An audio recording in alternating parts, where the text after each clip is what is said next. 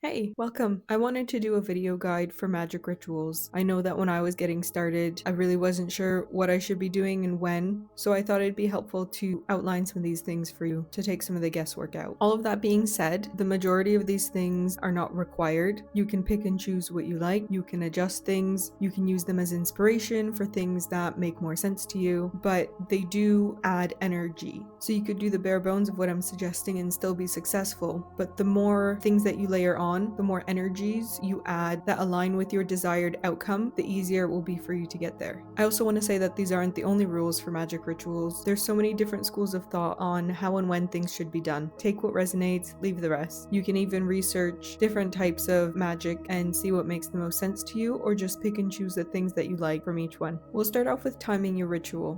When should you do it? What day? What time of day? This is all technically optional. If you don't have time and are trying to accomplish something quickly, maybe someone's injured and you want to do a ritual to help them heal up quicker, obviously don't stress about it then. But if you can wait for a better time, that will add energy to your ritual and again make it likely to be more successful. So there's a few different ways that you can do this. The easiest way to do this is to work with the lunar cycle. Each phase of the moon represents a different type of energy. The new moon is the start of a new lunar cycle, so it's great for rituals that have to do with new beginnings or kicking off new projects. The waxing moon, so when the moon is getting larger between a new moon to a full moon, is effective for work to do with bringing things into your life or your external life. Things like love, money, fertility, career, and personal success. The full moon enhances the strength of your work. It's good for major spells and magic work. This is also a good time to charge your crystals or make moon water. The waning moon, when the moon is getting smaller between full moon to new moon, this is more for your internal life or removing, banishing, releasing things. This includes things like developing your intuition, contacting your higher self, transforming different patterns or habits that you may have, as well as cord cutting, releasing, or clearing things out. This can also include rituals for protection to stop something from happening or lessen the effects of it. The dark of the moon, which is the night before the new moon, is excellent for endings, protection, and past life work. Another easy way to decide your ritual timing is to work with the planetary energies. This is a lot simpler than it sounds and doesn't require any astrological knowledge. Basically, every planet is associated with certain energies or outcomes that you're looking for. You identify the planet that you want to work with, and each planet has a day that is assigned to it, and then also every hour of every day is assigned to a different planet. So for maximum energy, you start your ritual during the planetary hour of that planetary day. I've pulled together a chart of all the planets and all the energies that they correspond to. So for example, if you want to do something around expansion or abundance,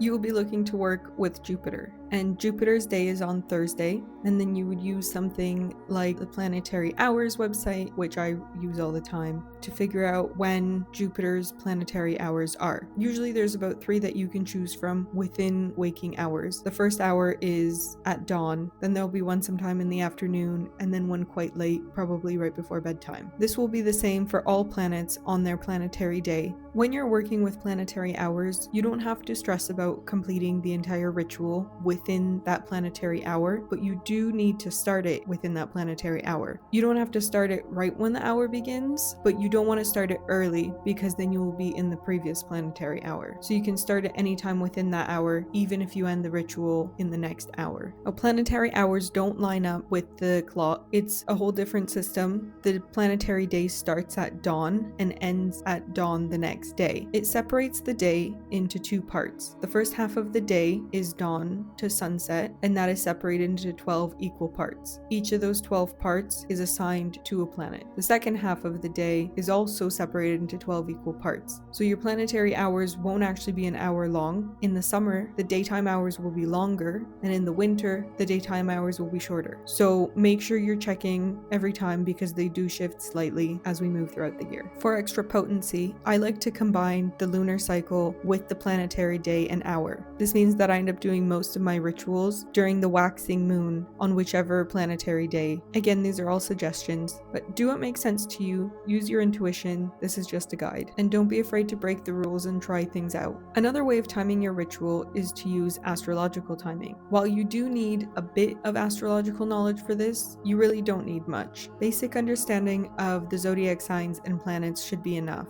I'll go over the simple way to do this first. You could do a ritual which draws on the energies of a planet in a specific sign as it is located now. So for example, Uranus is about to move into Gemini, and so you can do a ritual to tune into this new energy that's going to be coming up, because Uranus is one of the background frequencies as it stays in a sign for 7 years. Or you could choose to tune in the planets as they are in signs now. Not too long ago, Saturn and Neptune moved into Aries. If you want to get more acquainted with that energy, you could do a ritual for those, even though they're already in the sign. You would do this by working with the energies of the planets involved and the zodiac sign. The way that you channel the zodiac sign is through its planetary ruler. So for example, for Saturn and Neptune in Aries, the ruler of Aries is Mars. So you would look at the correspondences for Saturn, Neptune, and Mars and incorporate those into your ritual. These are the planetary rulerships, and as you can see near the bottom of the list, you do have planets that are considered the traditional ruler of certain zodiac signs and ones that are considered the modern ruler. I tend to use the traditional ruler as those are personal planets which have more of a bearing on your personal life, and these are the ones that are used in Hellenistic astrology and ancient magic, which is what I'm most interested in. But again, use whatever makes sense to you. The more advanced way to use astrological timing is to use specific astrological alignments. Now, unlike the planets in signs where you can do that ritual anytime that planet is within that sign, alignments only last minutes, maybe a day, depending on the speed of the planets involved. This does require slightly more advanced astrological knowledge, as you need an understanding of the energies of the planets involved, as well as the aspects and how those interplay with those energies. The alignments are obviously strongest during the exact aspect. Next, it's before they actually become exact, when the aspect is applying, as in the planets are moving towards each other, and then you can still do it after the exact aspect when they're separating, but that is the weakest of the three options. That being said, when I first started out, I did most of my rituals when the alignment was separating and still saw great success. So if you can't find the time in your schedule to do it before or on the exact alignment, doing it afterwards is fine, as long as the planets are still close enough. You're looking at maybe a day, maybe two after the exact aspect. Some timings that I would be careful around are retrogrades. You can still do rituals during this time, and maybe your rituals are designed to be done on a retrograde, but understand that the planet's energy is more internal at that time, and so the energy that they're giving off might not be as strong as you would like. There is one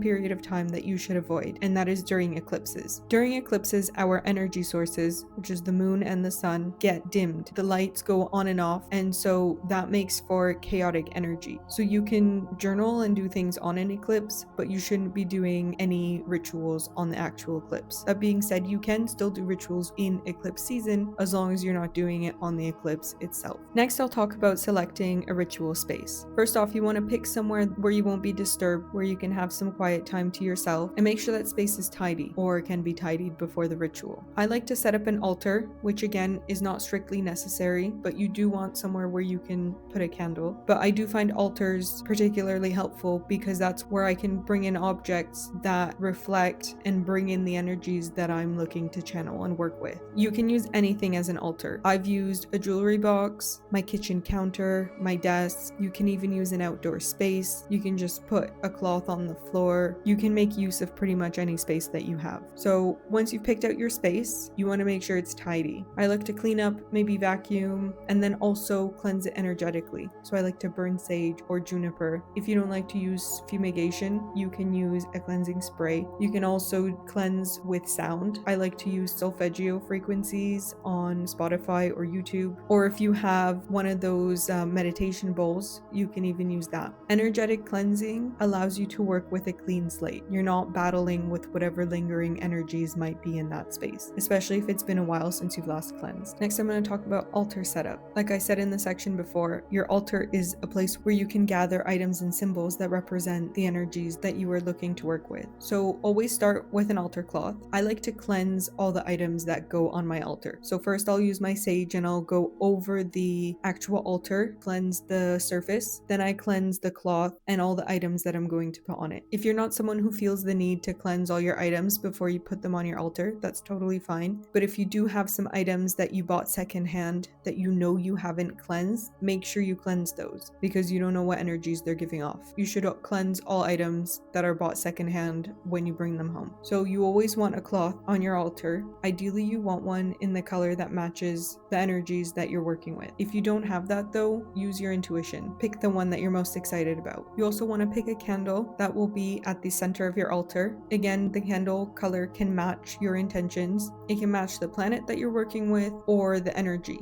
You can look this up. For example, green is for abundance and prosperity. Black will be for banishment and protection. If you're not sure, you can use a white candle for a ritual of any purpose. You can also anoint your candle with different herbs, or you can carve in words, glyphs, whatever feels right to you. Next, you want to gather items that align with the energies that you're working with. I've created a page of correspondences on my website that I'll link down below if you need some ideas for this. It's got everything: crystals, symbols, herbs, plants, and even food. You can also use incense for your ritual. I like incense because it engages your sense of smell, which is one of our oldest senses. You can also find the incense that corresponds to the planet that you're working with on the correspondences page. So when I'm setting up my altar, I get the surface ready, I put my cloth down, I put my candle in the middle. So when I'm placing items on my altar, whether it be the cloth or a colored candle or any of the other objects or incense, I speak out loud the energies that I'm looking to channel through that item. So if I'm looking to work with the sun and I'm using my sunflower altar cloth, I will say, for the energy of the sun, success and vitality. You don't have to use this exact wording. Word it however you want, but I find saying things out loud